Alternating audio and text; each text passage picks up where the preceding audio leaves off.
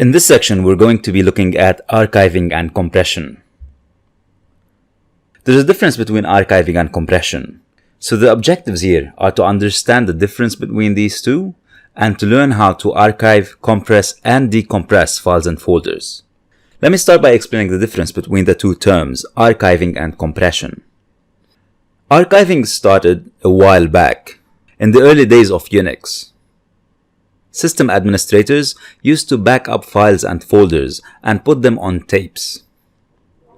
These tapes would be stored away just in case the backup was needed at any point in time. Say, for example, there was a system loss, some files get lost or corrupted.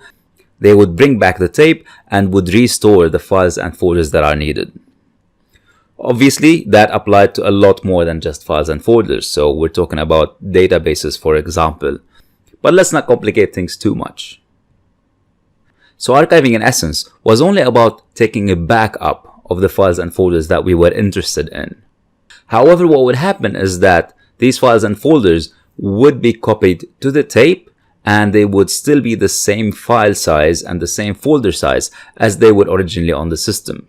So let's say, for example, I'm backing up my documents and my documents are 20 megs in size, for example.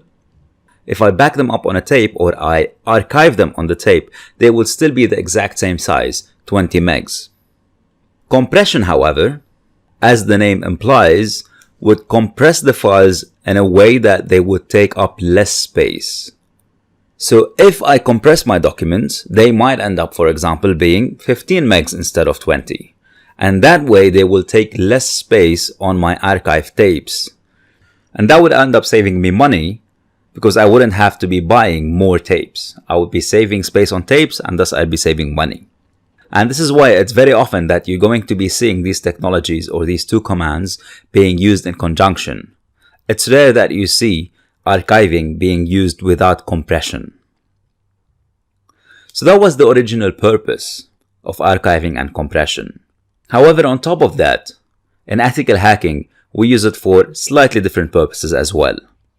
Here's your post-exploitation tip for this section.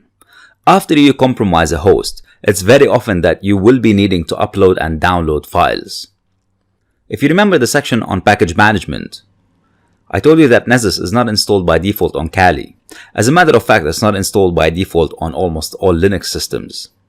So let's say, for example, you come across a Linux system that you managed to break into, you compromise, and you want to use it as a stepping stone so you can scan another network using Nessus or Nmap. But unfortunately, these tools are not found on that system.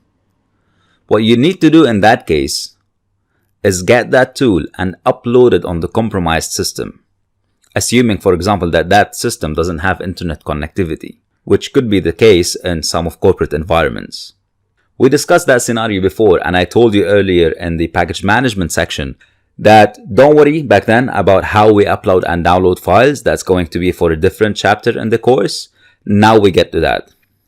So you will come across scenarios where you will have to upload or download files or folders or tools to a compromised system. Another scenario, for example, is you compromise a system but you don't have root access. You compromise it as a regular user. You will need to upload a privilege escalation exploit. That will be an exploit that if you run will give you root access. You might also, as an ethical hacker or as a penetration tester, have to upload or download proof files. So there would be a scenario, for example, that you would be assigned a target and as a proof you need to break into that target and create a text file saying that you were there. So the scenarios are endless really. But what's really sure and certain is that you will definitely be in situations where you will have to upload or download files to systems that are not connected to the internet. So you cannot just browse to any website that you want and download files on that system. You're going to have to do that using your Kali Linux. Usually the first option we go to, if it's available, is the SSH.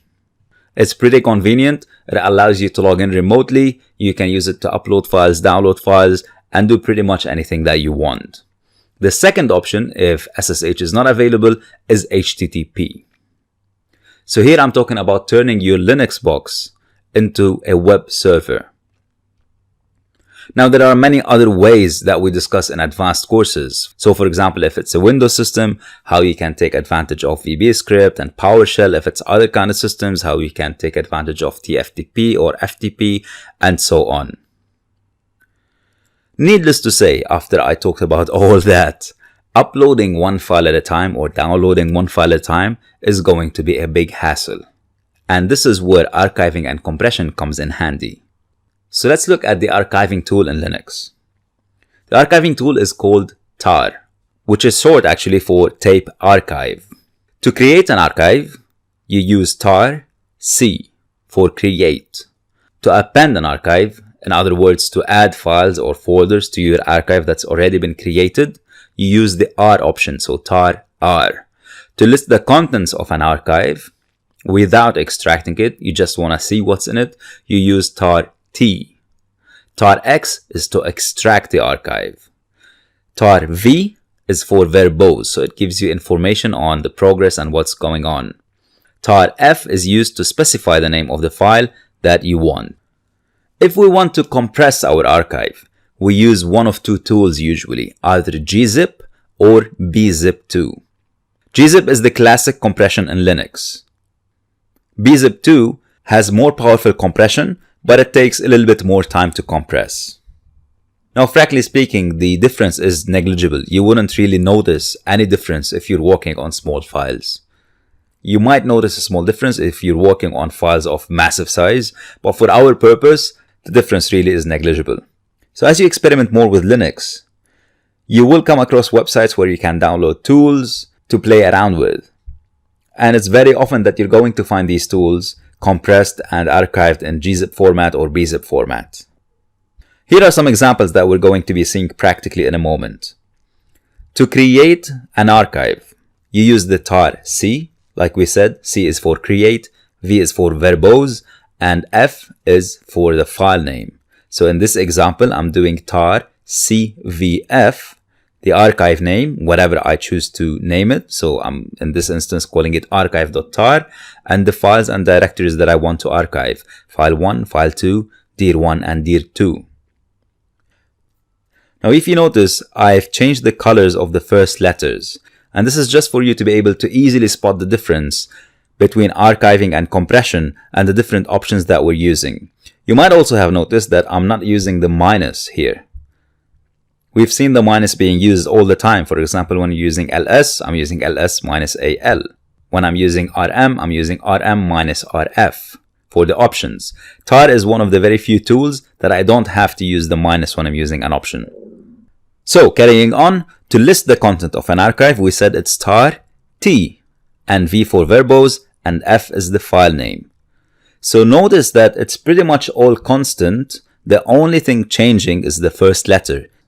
If I want to append or add a file or directory, it's tar R. That's the only thing that's changing. V is still constant, F is still constant, the file name is still constant, and whatever I'm adding at the end. Let's see how that looks like practically. I've created 3 different directories and 3 different files. So I'm going to start by creating the archive. To do that, I want to use the tar C for create, V for verbose, and F for the file name. In this case, my file name is archive.tar, and whatever I want to archive: dir 1, dir 2, file 1, and file 2. Because I've used the V option, which is for verbose, I get a list of what's been archived. And notice that automatically dir 1 and its subdirectory and dir 2 and its subdirectory are archived. Now let me list the content of the archive just to verify what I have. And for that I use the tar T to list, and then the remaining is still the same: V, F, and the archive name. Perfect. Now let's say I want to append my archive. I forgot to add dir 3 and file 3. To append to my archive, I use the R option. So tar R, VF is still the same, archive is still the same, and whatever I want to add to my archive: dir 3 and file 3. I'll verify that again using the tar T, VF, and the archive name, and here we go. Now I have all the contents of my directory in the archive. Let me clear up the screen.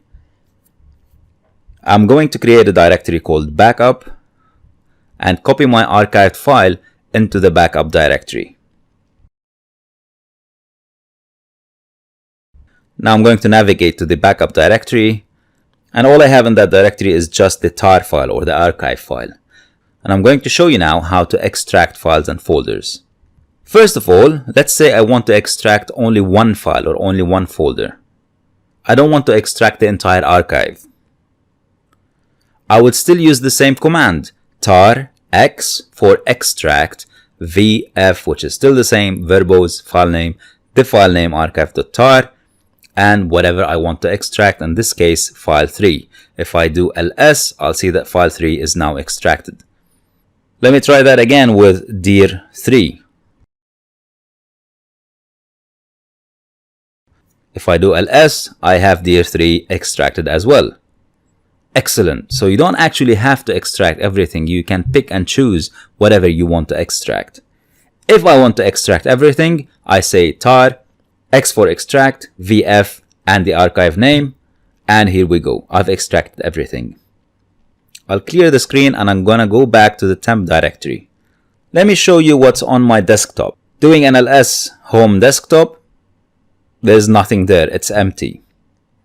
So let's say I'm now in my temp directory and I want to extract my archive, but I want to do that, I want the extracted files to be on the desktop. I don't want them to be in the temp directory. To do that, I can specify the directory where I want to extract using -C option. So the command is tar xvf archive name -C and the destination directory. So now everything got extracted on my desktop. Now let's say I want to archive and compress the files. I'm going to start with the GZ files. To create those, I do tar z, and z will be always used when we're dealing with .gz files, or z if you are British. And the rest is going to be the same. So that's the way to memorize these commands easily. And this is what it looks like. Tar zcvf compressed .tar.gz and the files I want to archive.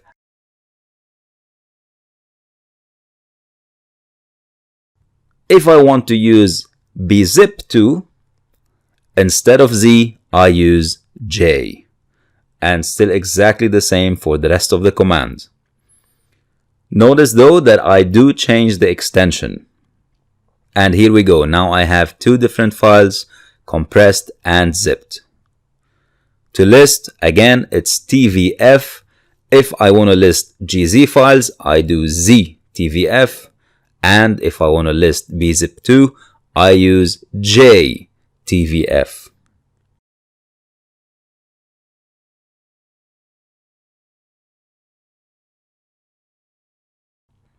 Let's see how the extraction works.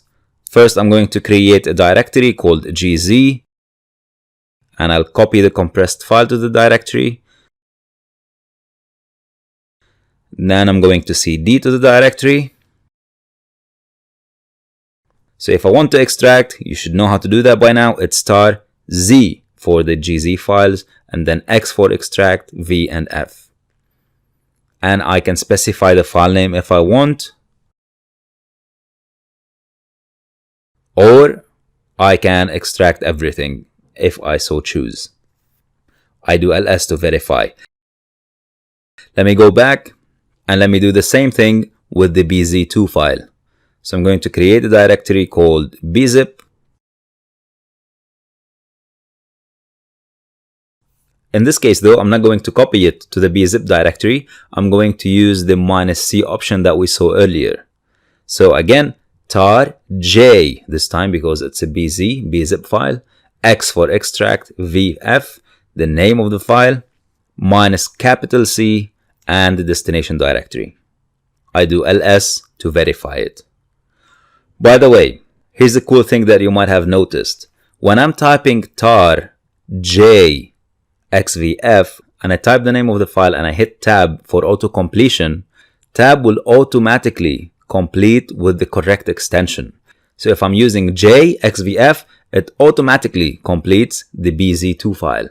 If I'm using the ZXVF, it automatically completes the GZ file. Alright, so that was it. To see how we can upload and download these files to the victim machine, you're gonna have to wait for part 2.